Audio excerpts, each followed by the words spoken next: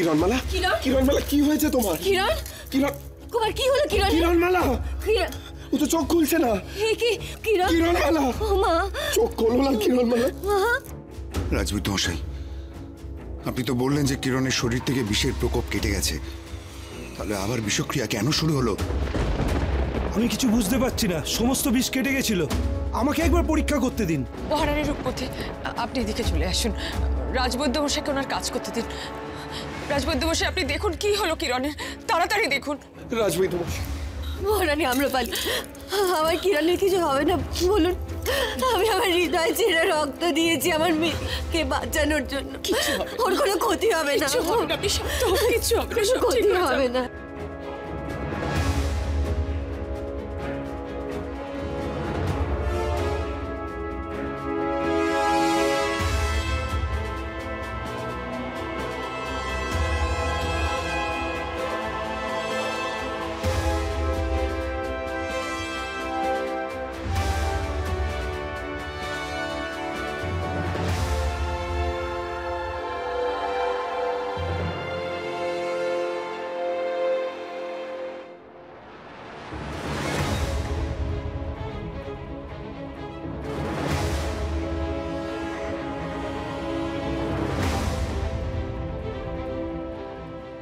এ কোনো স্বাভাবিক ঘটনা নয়।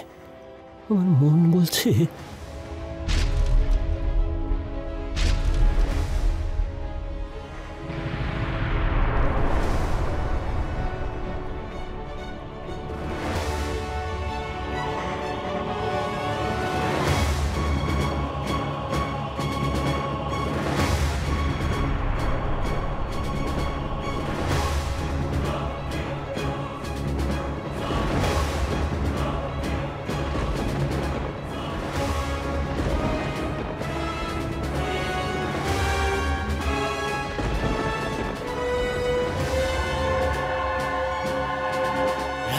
মশাই কি বুঝছেন? কিরণমালা তার মায়ের রক্তে প্রাণ ফিরে পেয়েছে ঠিকই, কিন্তু অদ্ভুতভাবে আবার বিষক্রিয়া শুরু হয়েছে।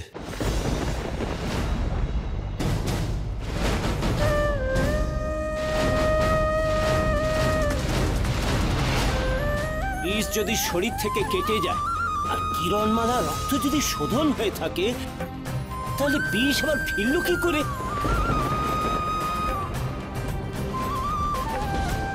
রাজবৈদ্য মশাই, এই কি করে সম্ভব? আপনি তো বলেছিলেন কিরণমালার শরীরে আর কোনো বিষ নেই। তাহলে কি আপনার চিকিৎসায় কোনো ভুল হয়েছিল? আপনি কি বুঝতে পারেননি? না কুমার, আমার চিকিৎসা বা সিদ্ধান্তে কোনো ভুল ছিল না।